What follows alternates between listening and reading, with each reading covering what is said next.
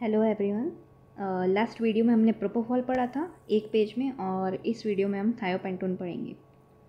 Okay, तो कोई भी ड्रग है तो उसको मैं डिवाइड कर लेती हूँ कि उसके बारे में क्या क्या लिखना है एज आंसर। जैसे कि आप कोई भी डीएनवी, एमडी या फिर डीए का एग्ज़ाम दे रहे हो, तो जैसे कि थायोपेंटोन पे अगर शॉर्ट नोट आता है तो उसमें आपको उसके फिजिकल और केमिकल प्रॉपर्टीज़ मेंशन करने होते हैं।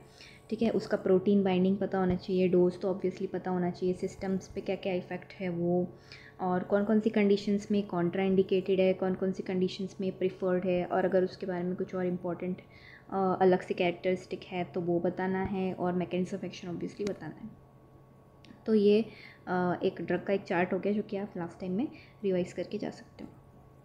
Okay, so let's start.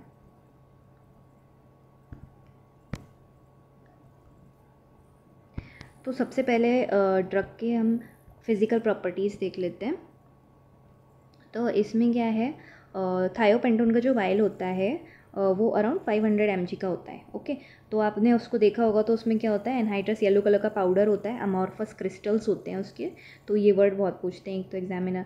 दूसरी चीज़ कि इसके ऊपर जो होता है एयर फील्ड नहीं होता कभी भी, नाइट्रोजन फील्ड होता है ना। और इसमें नाइट्रोजन क्यों होता है, इसका एक रीज़न है, अभी हम बताएंगे।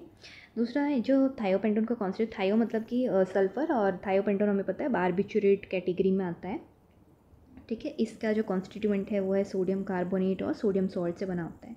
तो एग्जामिनर्स का फेवरेट क्वेश्चन है कि सोडियम कार्बोनेट कितना होता है, तो ये 6% होता है सोडियम कार्बोनेट। और हम इसको क्यों यूज़ करते हैं, टू मेंटेन द एल्कलिनिटी। तो हम क्यों चाहते हैं कि इसमें एल्कलिनिटी हो। First of all it is bacteriostatic, but it is not the main reason. इसका मेन रीज़न ये है कि एक ड्रग को लेस आयन मतलब नॉन आयनाइज्ड फॉर्म में रखता है। ठीक है, क्योंकि कभी भी ड्रग का आयनाइजेशन हो जाएगा तो वो ब्लड ब्रेन बैरियर को क्रॉस नहीं कर पाएगी। तो इसलिए क्या है, इसका आयनाइजेशन कम होने से ये ब्लड ब्रेन बैरियर को ईजिली क्रॉस कर जाएगी और उसका रैपिड ऑनसेट ऑफ एक्शन आ जाएगा। इस वजह से हम सोडियम कार्बोनेट डालते हैं। ओके, सोडियम कार्बोनेट की जब भी वाटर के साथ रिएक्शन होगी तो इनॉल फॉर्म बनता है। हमें पता है टोटोमेराइजेशन मतलब कि अलग अलग पीएच पे अलग अलग फॉर्म्स का होना। ठीक है, तो इसमें क्या होता है, एक तो कीटो फॉर्म होती है और एक इनॉल फॉर्म होती है। तो हमें यहाँ पे इनॉल फॉर्म चाहिए। क्यों चाहिए, क्योंकि इनॉल फॉर्म इज़ वाटर सॉल्यूबल और ये ईजिली इंजेक्ट की जा सकती है वेन्स में। Okay, so that's why we are using this. दूसरी चीज़ एग्जामिनर पूछता है अबाउट द डबल डाइल्यूशन। जो थायोपेंटोन है वो होता है अपना 500 mg का, जिसका कि 5% कॉन्सेंट्रेशन होता है। लेकिन क्या हम 5% कॉन्सेंट्रेशन यूज़ करते हैं, नहीं।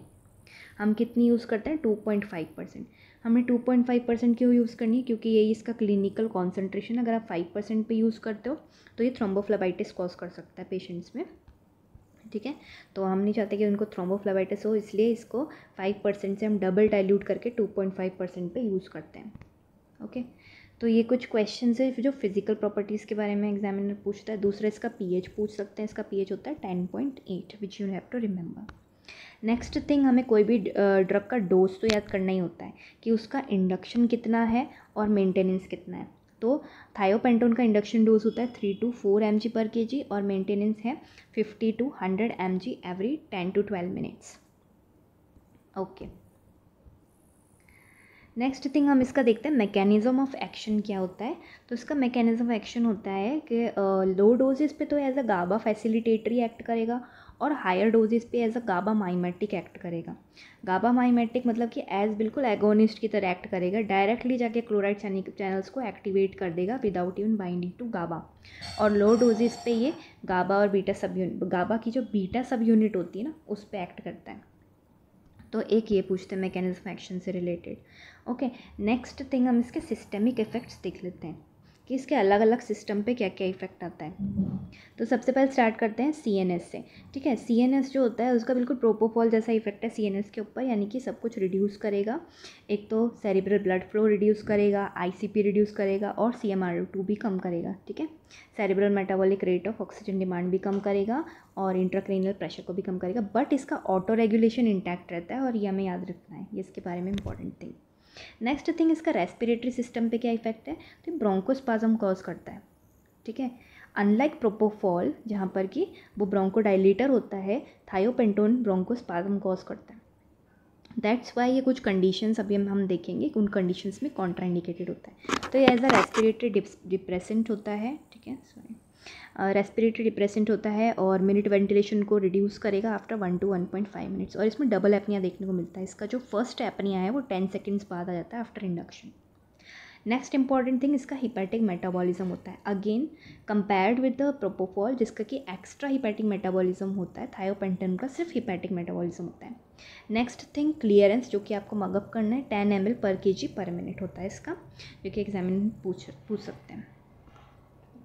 नेक्स्ट थिंग इसका कार्डियोवैस्कुलर सिस्टम पे स्पेशल इफेक्ट होता है, मतलब काफ़ी इंपॉर्टेंट है, वो है डिक्रीज इन कार्डियक आउटपुट। कैसे होता है? By directly negative inotropic action से होता है, और वेंट्रिकुलर फिलिंग को रिड्यूस करेगा, वीनस पूलिंग करवाएगा और रिफ्लेक्स टैकीकार्डिया करता है। ठीक है, ये सिंपैथेटिक आउटफ्लो को भी कम करता है। और जब हमने पढ़ा था प्रोपोफॉल तो हमने उसमें देखा था कि वो रिफ्लेक्स टैकीकार्डिया कम करता है, लेकिन थायोपेंटोन रिफ्लेक्स टैकीकार्डिया ज़्यादा करता है। एक बात हमको ध्यान रखनी, जब भी हम as an induction agent thiopentone use कर रहे हैं तो आपको कम से कम 20 सेकेंड्स का टाइम लेना चाहिए to give the drug, otherwise उसमें सिग्निफिकेंट फॉल इन बीपी हो जाता है। ओके, नेक्स्ट थिंग, कौन कौन सी ऐसी कंडीशंस हैं जिसमें कि थायोपेंटोन इज़ कॉन्ट्रा इंडिकेटेड, और ये एग्जामिनर्स का फेवरेट क्वेश्चन है। ठीक है, ये कहीं भी आपको वाइवा वगैरह में पूछ सकते हैं। First of all respiratory obstruction status asthmaticus because it is causing bronchospasm. Next thing, it is causing decrease in cardiac output, इसलिए शॉक पेशेंट्स में भी कॉन्ट्रा इंडिकेटेड है। ठीक है, अनदर थिंग इज़ पोरफायरिया, ये आपको रटना पड़ेगा कि पोरफायरिया के केस में थायोपेंटोन कॉन्ट्रा इंडिकेट है, एब्सोल्यूट कॉन्ट्रा इंडिकेशन है। Why? Because it stimulates amino levulinic acid synthetase, जो कि पूछा जाता है। ये क्या करता है? पोरफायरिन के प्रोडक्शन को और बढ़ा देगा, जिससे कि इस्कीमिया हो जाएगा पेशेंट में।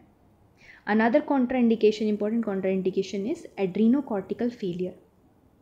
ठीक है, तो ये वो कंडीशंस हैं जहाँ पे कि थायोपेंटोन कॉन्ट्रा इंडिकेटेड है। लेकिन कुछ ऐसी कंडीशन है जहाँ पे कि थायोपेंटोन प्रिफर है over propofol, even over propofol. ठीक है, जनरली हम लोग प्रोपोफॉल ही यूज़ करते हैं ओटीज़ में, बट यहाँ पे थायोपेंटोन की ज़्यादा इंपॉर्टेंस है। वाई?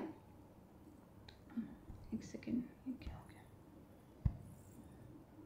ओके, तो थायोपेंटोन को प्रिफर किया जाता है पोस्ट हेड इंजरी पेशेंट्स में, पोस्ट कार्डियक अरेस्ट पेशेंट्स में, स्टेटस एपिलेप्टिकस में, नार्को एनालिसिस में, थायराइड सर्जरीज में, स्पेशली हाइपोथायराइड।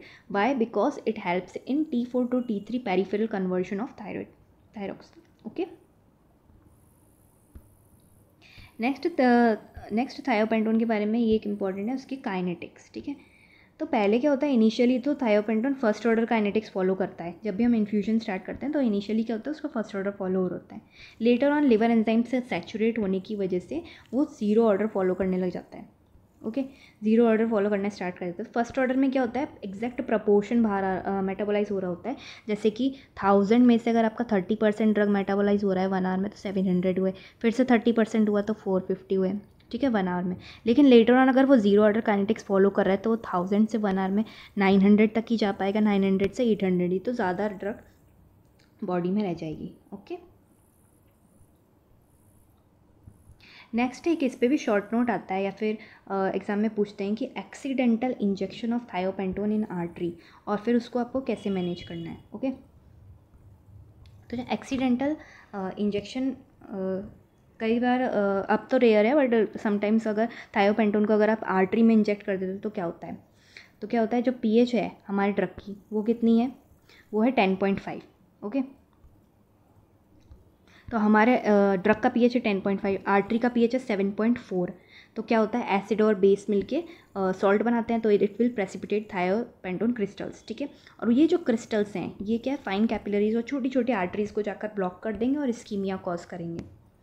ठीक है, उससे सबसे प्राइमरी सिम्टम पेशेंट को आएगा pain, then blanching and then digital ischaemia can also कर। तो इसका मैनेजमेंट पूछते हैं। इसके मैनेजमेंट सबसे पहले आपको उस इन्फ्यूजन को स्टॉप करना है। सेकेंड थिंग, आपको फ्लश करना है नॉर्मल सलाइन से। दूसरा, आपको हिपैरिन देना है। ठीक है, और पेन रिलीफ के लिए आप stellate ganglion block, brachial plexus block, ठीक है, ये दे सकते हो, लोकल इन्फिल्ट्रेशन दे सकते हो। और वेसोडाइलेशन में आप पेपावेरिन, लिडोकेन या फिर सेलेक्टिव अल्फा ब्लॉकर भी दे सकते हो। And if it is an ambulance then you can also do surgical embolectomy. Okay, so this is all about thiopentone.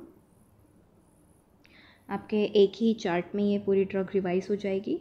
Okay, so thank you and keep watching.